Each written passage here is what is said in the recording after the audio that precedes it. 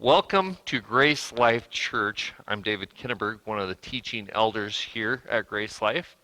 We want to thank you for joining us online and listening to our sermons online.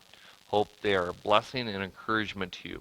If you want more information, you can check out our website at glcanoka.org. Thanks and God bless. Well, good morning. Today we'll be concluding our series in the epistles of John, and we're going to be examining his third epistle, 3 John. So I invite you to open your Bibles to 3 John. Before we delve into it, let's pray together. Heavenly Father, we're told in Hebrews 4:12 that your word is living and active and sharper than any double-edged sword. It penetrates as far as the separation of soul and spirit, as well as joints and marrow. It's able to judge the ideas and thoughts of the heart. So with that in mind, I pray that, Father, as we examine this third epistle of the Apostle John, that we would allow it to penetrate and judge our hearts so that we can apply it to our daily lives and be more conformed to the image of your Son. For Jesus' sake, amen. Benjamin Franklin once wrote that after 3 days, fish and guests stink. This is a thinly veiled way of saying that no one should stay with someone else as a guest any longer than 3 days. Perhaps that statement reflected Franklin's limited capacity for hospitality rather than any great truth. The truth is that some guests stink before 3 days were up, and others never seem to overstay their welcome. We ought not to take our cue about hospitality from our limited capacity, but we ought to do what's right for other people. When John wrote his third New Testament letter, it was in a day when travelers were dependent on the hospitality of other people. Hotels and restaurants were extremely rare. When Christian preachers traveled to spread the gospel, other Christians were expected to support their ministry by offering them hospitality. This was right, and it was a rewardable practice. Those who offered hospitality participated in the travelers' ministries, and they received a reward for doing so, as we're told in Matthew chapter 10. Our attitude toward visitors often determines when they begin to grate on our nerves. We ought to recognize the need to extend hospitality to others, and we are pleasing God when we do so. The third epistle of John is, interestingly, the shortest book in the Bible. It has 299 words, which is just short, 4 shorter than 2 John, which we examined last week. It was written to commend a couple men named Gaius and Demetrius for giving hospitality to Christian teachers who traveled from city to city. And these 2 men are models for the church. However, by contrast, another man named Diotrephes refused to welcome those teachers sent by John. And he even had the audacity to excommunicate any believer who did welcome them. John, therefore, reprimanded Diotrephes, who exemplifies an autocratic style of church leadership. That is, a leadership style that's characterized by individual control over all decisions with little meaningful help from others. Well, John's third epistle has often been called a tale of 3 men, and that is indeed an appropriate title. For if you know these 3 men, you know what 3 John is all about. Verses 1 through 8 speak of Gaius, the man to whom John wrote this letter. Verses 9 through 11 speak of Diotrephes, an opponent of John. And verse 12 speaks of Demetrius, a good and faithful man. Well, last Sunday we talked about 2 John, which deals with the question, what should we do when false teachers come knocking at our door? Well, today we deal with the opposite question. What should we do when godly teachers come to our door? If last week was about the good guys, last week was about bad guys, this week is about the good guys. In 2 John, truth was needed to bring love back into balance, And in 3 John, love is needed to bring truth into balance. In 2 John, if you recall, no personal names were mentioned except for the Lord's. Here in 3 John, 3 specific names are mentioned. They're listed that designate 3 personalities in one first century church. We begin with Gaius, a truly generous man. Verses 1 through 4 introduce him. Notice what we're told there. The elder, to my dear friend Gaius, I love you in the truth. Dear friend, I pray that you may prosper in every way and be in good health physically, just as you are spiritually. For I was very glad when some brothers came and testified to your faithfulness to the truth. How are you walking in the truth? I have no greater joy than this, to hear that my children are walking in the truth.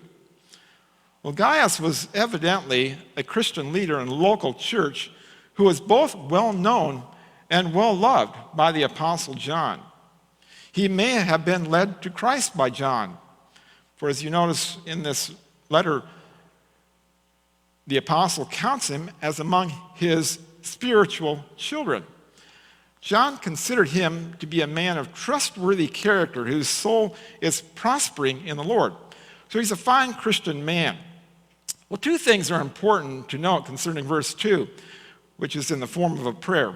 First of all, notice how different John's prayer request is in comparison to how a Gnostic teacher taught at that time might pray. If you recall, as we learned last week, the heretical Gnostics looked down on the body and material things. They viewed them at best as trivial and at worst as evil. Second, this request of John for Gaius' physical health is often misused by proponents of the health and wealth or prosperity gospel that's popular today.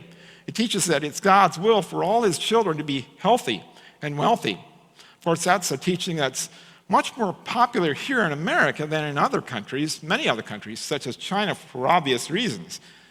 Advocates of this false teaching brazenly appeal to the need to the greed and selfishness of their spiritually naive audiences.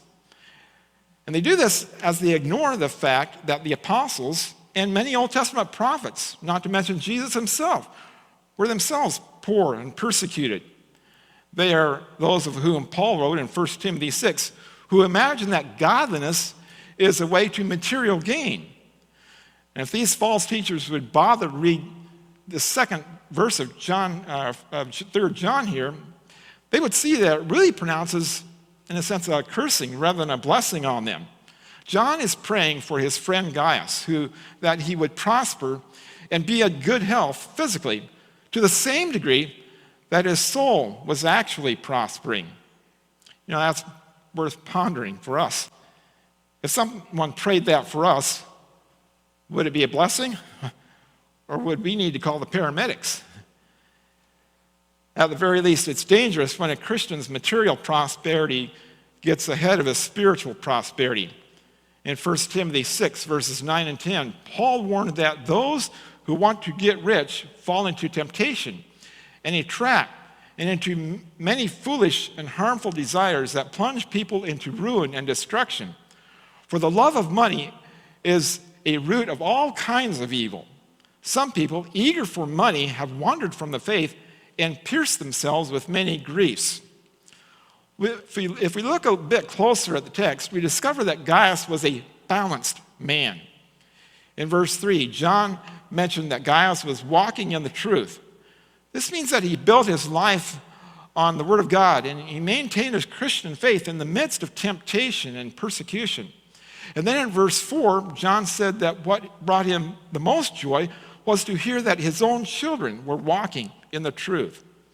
He was talking about his spiritual children, of course, but Christian parents should be able to say that about their children, that their greatest joy is to hear that their own children are walking in the truth.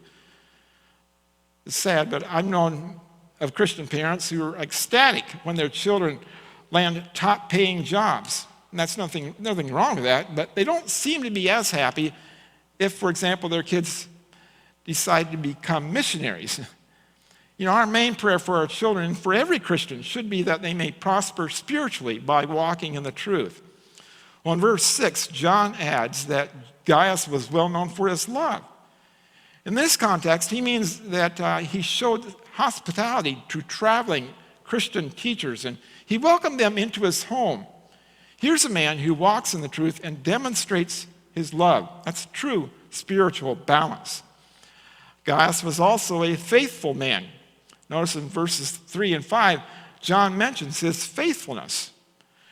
The first refers to what he believes, and the second to the life he lives. That is, he was faithful in both belief and behavior. Here's a man that you could trust with your life. He knows what he believes, and he has the courage to stand behind it. There's no double talk, no veiled messages from this man Gaius. If he says it, you can count on it. Gaius was also a big-hearted man. This refers to the way he treated visiting ministers of the gospel. Verses 5 through 8 tell the story. Notice, "Dear friend, you are showing faithfulness by whatever you do for the brothers, especially when they are strangers. They have testified to your love in front of the church. You will do well to send them on their journey in a manner worthy of God, since they set out for the sake of the name, accepting nothing from pagans. Therefore, we ought to support such men so that we can be co-workers with the truth." Now, a word of background will help us at this point. In the earliest days of the Christian movement, churches were established by the apostles on their various journeys. Later, they would send out ministers, teachers, prophets, and evangelists to serve these new churches. And since there were no reliable hotels and motels, those traveling ministers had to stay in houses of church members. Thus, it was the responsibility of church leaders to welcome those traveling teachers and then send them on their way to their next appointment. Well, Gaius excelled in this gift of hospitality, even though these men were strangers to him. The New Testament command to practice hospitality cannot be overstated. There are some 30 meaningful Bible passages dealing with the subject. Now, the word hospitality itself in the New Testament comes from the Greek word philoxenia, which is the combination of two words, philia, which refers to brotherly love, and xenos, meaning stranger. Thus, it literally means love for strangers. Many of us might equate hospitality with, for example, buying some snacks and inviting our friends over to watch a movie or to play games. And there's nothing wrong with that, but that's not what biblical hospitality is all about. True hospitality in the biblical sense involves opening our heart and home to those who are in need. It means sharing our time and resources with those people who we may not know very well. And that's the kind of hospitality that Gaius displayed. It's a lost art in many churches today. Christians would do well to invite more people into their homes for meals, such as fellow church members, young people, traveling missionaries, visitors, and those who are needy. This is an active and much appreciated way to show Christian love. The small rural church I grew up in used to host an annual missions conference. I still have fond memories of foreign missionaries who we had into our home for meals and overnight lodging. And those missionaries made a real impact on me in my life for Christ. I got to know them on a more personal basis because of my own parents' display of hospitality toward them. Well, Gaius not only opened his home, but he also opened his heart and his hands to give financial help to his guests. One of the signs that a person has really been genuinely touched is that his pocketbook loosens up. His giving becomes generous and gracious and cheerful, just as God loves. And this man, Gaius, was faithful or loyal in his giving. This means that he was regular and systematic in his giving. He didn't give just when his emotions were moved, but he planned his giving, and he carried it through, faithfully continuing with the work that he had promised. It's clear, too, that he gave cheerfully, because if you notice, as verse 6 says, he gave in a manner worthy of God. God doesn't want us to give just because we feel we have to, or because we are are in the midst of a place where someone's taken a special offering, or to feel that if we don't, we'll be looked down upon by other Christians. Gaius gave because he truly delighted in giving. You notice verse 8 adds the lovely thought that by supporting God's workers, we actually become co-workers with the truth. This means that when we invest in missionaries in other countries, when we pray for them, when we write to them, when we give to support their work, when we share news of what they're doing for the kingdom of God, in a true sense, we have become partners in their work, even though they might be on the other side of the world. Well, Gaius was that kind of man. He welcomed God's workers into his home. He supported them and sent them on their way so they could preach in other places. And in so doing, he became a co-worker with them and shared in their victories in the Lord. Well, that brings us to the second man, Diotrephes. He was a divisive man, as verses 9 through 11 bear out. His name literally means nourished by Zeus. It's interesting that the New Testament Greek scholar Kenneth Wiest says the pagan god Zeus was the chief of the gods in the Greek pantheon. The custom in the early church was for a Christian Greek to discard his pagan name and take a Christian name at his baptism, the Christian name often being descriptive of this Christian character. Diotrephes never changed his name, although he was a professing Christian and a member of the local church of which Gaius was a member. Well, it's rather ironic, isn't it, that he whose name signifies one who is nourished by the chief of the gods should himself seek to be chief in the church. We can sum him up by saying that Diotrephes was as bad as Gaius was good. In verses 9 through 11, John minces no words in his description or in his condemnation of this man.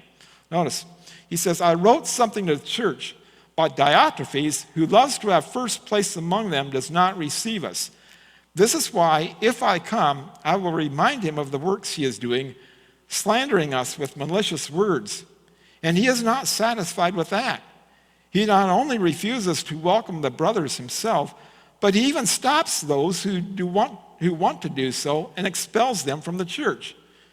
Dear friend, do not imitate what is evil, but what is good. The one who does good is of God.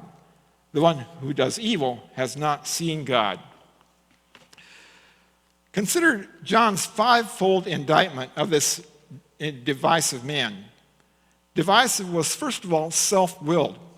Verse 9 says he loves to have first place. Diotrephes, we could say, is the first New Testament example of a church boss, someone who tries to run the church. Here's a man who pushes himself to the front of every line. He doesn't simply want to be first, he has to be first. And he'll do anything to put himself in the driver's seat. And therein lies the explanation for the majority of church problems throughout history. People want to be first. And this scornful indictment by John doesn't in the least suggest that Diotrephes held to some doctrinal error. Still less is there the slightest hint that he was not a Christian. John capsulizes this personality with what is functionally almost a title, literally, the lover of being first. It comes from the Greek word philoprotuon, which is made up of love, from the Greek word philia, and first place, protuon. The second word, protuon, is used only one other place in the New Testament, and that's in Colossians 1:18, where it says Jesus is to be preeminent or have first place in all things. So when Diotrephes assumed preeminence in the church, he was usurping the authority of Christ himself.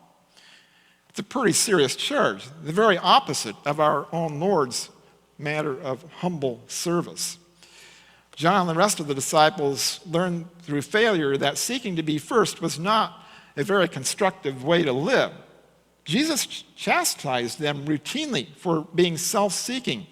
An example of this can be found in Mark 9, where Jesus addressed the disciples who had been arguing over who was the greatest among them.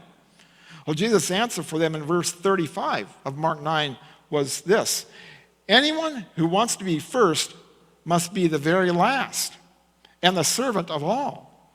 John had learned that lesson well, and now he applied it to Diotrephes. I'm reminded of a former pastoral colleague of mine.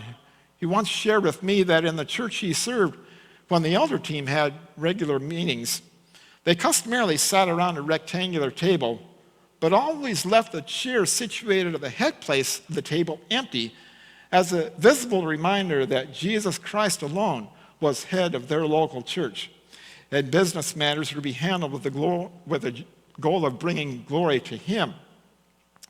Well, what was Diotrephes' position in the church to which he belonged?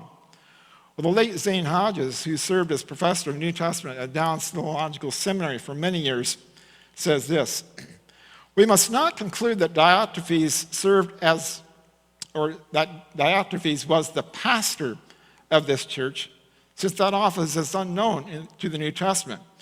In the New Testament, pastor is a gift, not an office. See Ephesians 4:11. Instead, he was most likely one of the elders of the church, since the elders, or bishops, of New Testament churches seem always to be referred to in the plural, such as in Acts 14, 15, 16, and 20, and Philippians 1. The organization of the early church differed from what is common today. No New Testament text can be given to support that view that the New Testament churches each had a single man as its pastor. Still less do we find any support for a priest in these local churches. Instead, the New Testament supports the idea that the church was ruled by a body of elders who functioned together as equals. There's no sign of a pastor or even a chairman of the board in Paul's encounter in Acts 20 with the Ephesian elders. Well, Diotrephes, therefore, would have been simply one of a number of elders. But the rise of Diotrephes to first place among the Christians of his church undoubtedly suggests that the other elders allowed him to have his way. This often happens today, such as when a strong personality sits on an elder board, where the other elders tend to be passive, or even to a greater degree does this potential exist when the similar dynamics occur within a so-called church board that overlooks the biblical doctrine of elders as taught in 1 Timothy 3 and Titus 1, and operates with more of a business pattern like the world. Well, Diotrephes is likely the earliest known precursor of the so-called monarchical bishop, that is, an elder who had assumed authority over the rest of the elders. In time, this led to the creation of a distinction between the bishop and the elders who were under his direction. The monarchical bishop finds its earliest documentation in the writings of Ignatius, who, by the way, was a student of the Apostle John. And as one of the apostolic fathers, he was bishop of Antioch from AD 98 to 117. Ignatius promoted a threefold ministry of one bishop plus a plurality of elders and deacons in the local church. This development initiated a process that led to an ecclesiastical hierarchy, such as is found in modern-day Catholicism, but which is foreign to New Testament thought. Well, Diotrephes provides us with our one New Testament glimpse of hierarchical Christianity. It's a sobering reminder of the self-seeking mindset which ecclesiastical hierarchies so easily foster. Diotrephes was also rebellious to spiritual authority. Verse 9 says, he does not receive us. You remember who John is, the apostle whom Jesus loved. He walked with our Lord throughout his earthly ministry. And yet this Diotrephes arrogantly wants nothing to do with him or his emissaries. But though Diotrephes may have dared to reject them, John seems confident by his opening words in verse 10 that he can put this local dictator in his place if he goes to that church in person. Diotrephes was also a slanderer. Verse 10 says, he slanders us with malicious words. Diotrephes unjustly accused John and his delegates with evil words. He barred those traveling teachers from the church because he wanted to be the sole authority and leader of the church. He wanted everybody to look up to him rather than to Jesus Christ. And it threatened him if people learned from others. So he used gossip and slander to criticize even the Apostle John.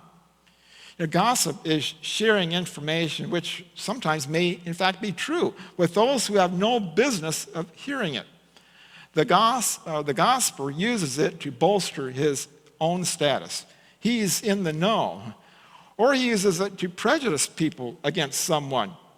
Slander is using partial truths or flat-out lies to damage someone's reputation. Often the slanderer will say something that's partly true so that he can claim that he spoke the truth.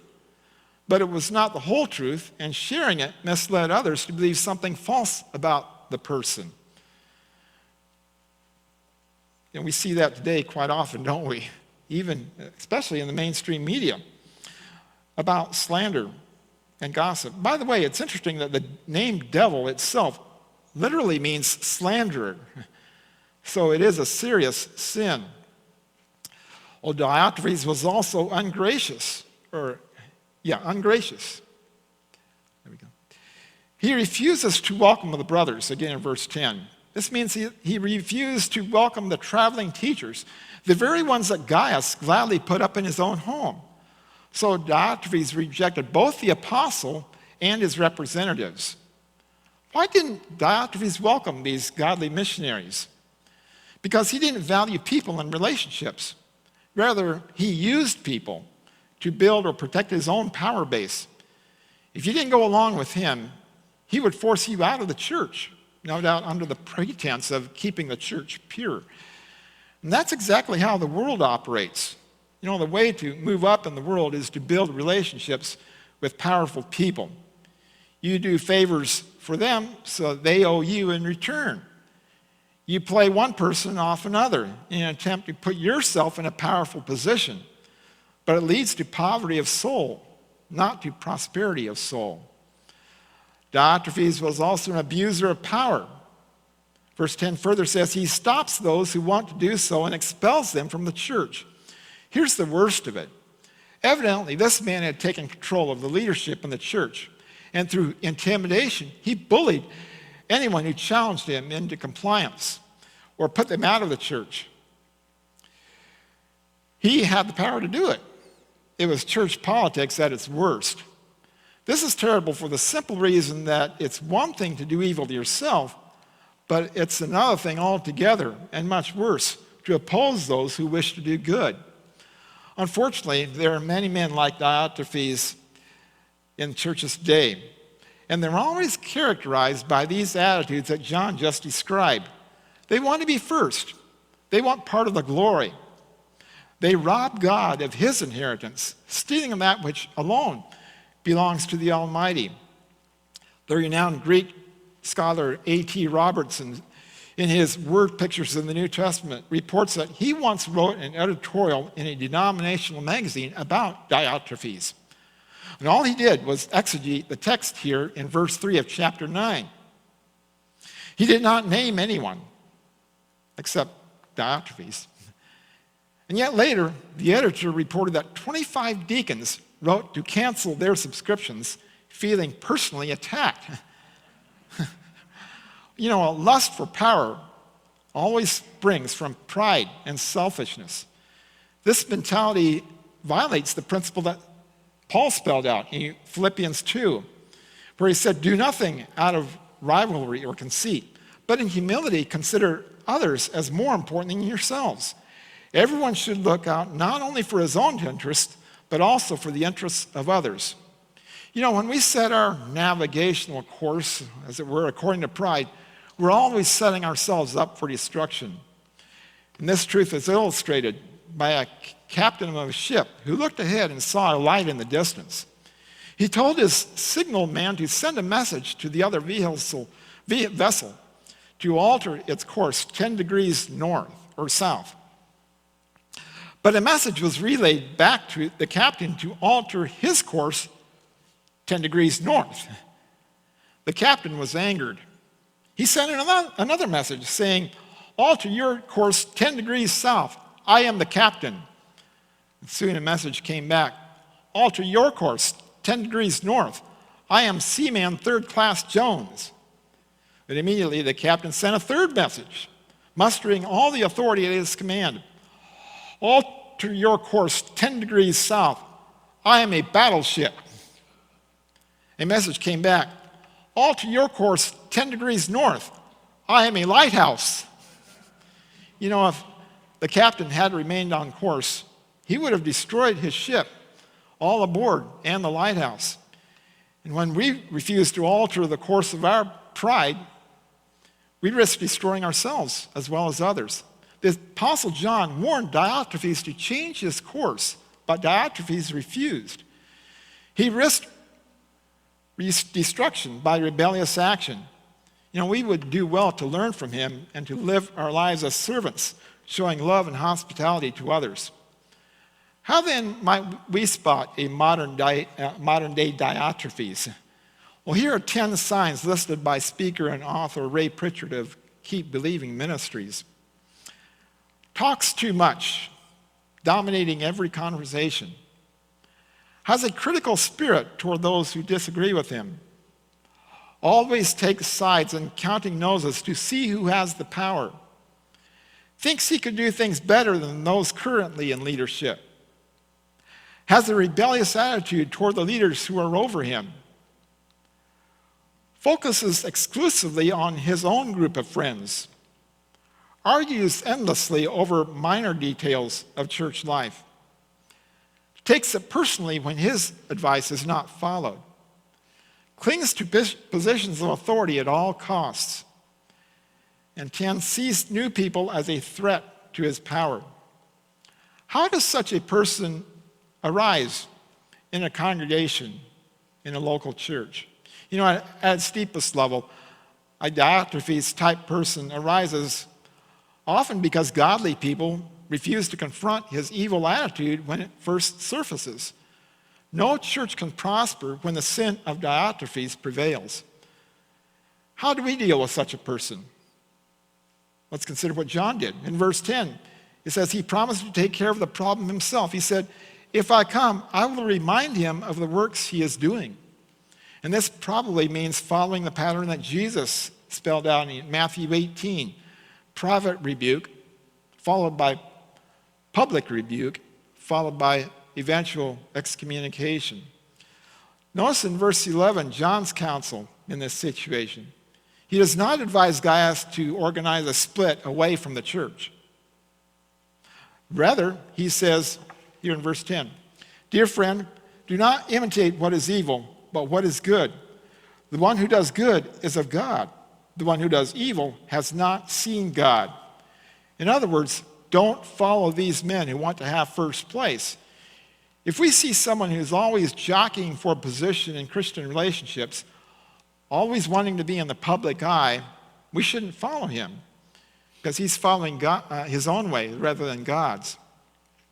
And with that, we pass on then to the third man, Demetrius, who, according to verse 12, was a reputable man. Evidently, Demetrius was the one who delivered this letter to Gaius, and he's probably one of those missionaries who traveled from place to place. We know very little else about him, but everything we know is positive. In verse 12, John says, notice, Demetrius has a good testimony from everyone and from the truth itself, and we also testify for him, and you know that our testimony is true. Here is a man with a good reputation. In biblical terms, he is above reproach, meaning that his character is so strong that no accusation made against him can stand. He was grounded in the truth to the point that the truth itself could speak on his behalf. Verses 13 and 14 supply the final postscript to 3 John. In spite of the disruptions from Diotrephes, John is eager to visit them, to wish them peace, and to send greetings from other friends. Notice what he says here. I have many things to write you, but I don't want to write you with pen and ink. I hope to see you soon, and we can talk face to face. And there we have the three men of 3 John. Gaius, the generous, Diotrephes, the troublemaker, and Demetrius, the faithful man of God. These three men were all known to John and apparently were found together for a time at least in the same first century church. I'd like to suggest 5 final thoughts to consider from this little letter of 3 John. First of all, there's no such thing as a perfect church because there are no perfect people. All of us, of course, instinctively know this, but it's good to be reminded from time to time. You see, it takes patience, forgiveness, and takes long-range perspective to stay in the same church year after year after year. No, we're not perfect. No church is. If you ever think that you've found a perfect church, don't join it because you'll ruin it. Secondly, we become like the people we follow. And that's why John urges Gaius not to follow evil, but to follow what is good. You know, in the end, our lives mold themselves after the folks we follow after. Let's ask ourselves, who am I following? What kind of friends do I spend time with? You know, if we hang out with Gaius, we'll be generous like Gaius. If we hang out with Diotrephes, we'll be grumpy, complaining troublemakers. If Demetrius is our friend, we'll soon become faithful people. Let's flip that principle over for a moment. Let's think this thought over to ourselves. If everyone in this church were just like me, just what kind of church would this church be? Number 3, the spirit of Diotrephes is alive and well today. And over the years, I've seen my own share of church problems. And it's been my observation that most church splits happen very often over 2 issues, money and power. Who's got the money and who's got the power? Even many of the splits that seem to be over doctrine often boil down to these 2 basic elements. The mindset of Diotrephes is tied to this. It says, I don't want to be on the team. I've got to be the face of the team. It's all about me. Another 4th observation, there's enormous wisdom in shared leadership. You know, it's harder for Diotrephes to arise when there's a system of checks and balances. And that's one reason why the New Testament model for church leadership calls for a plurality of spiritually qualified, mature elders. There's truly safety in numbers. And number 5, everything we do should be for the sake of Jesus' name. Look back again to how John describes the work of the traveling ministers here in verse 7. He says that they went out for the sake of the name. That's a lovely phrase. It reminds us that the name of Jesus is the greatest name on earth. It's, as Paul writes to the Philippians, the name that is above all other names. You know, everything we do here at GraceLife Church, we do for the sake of the name of Jesus.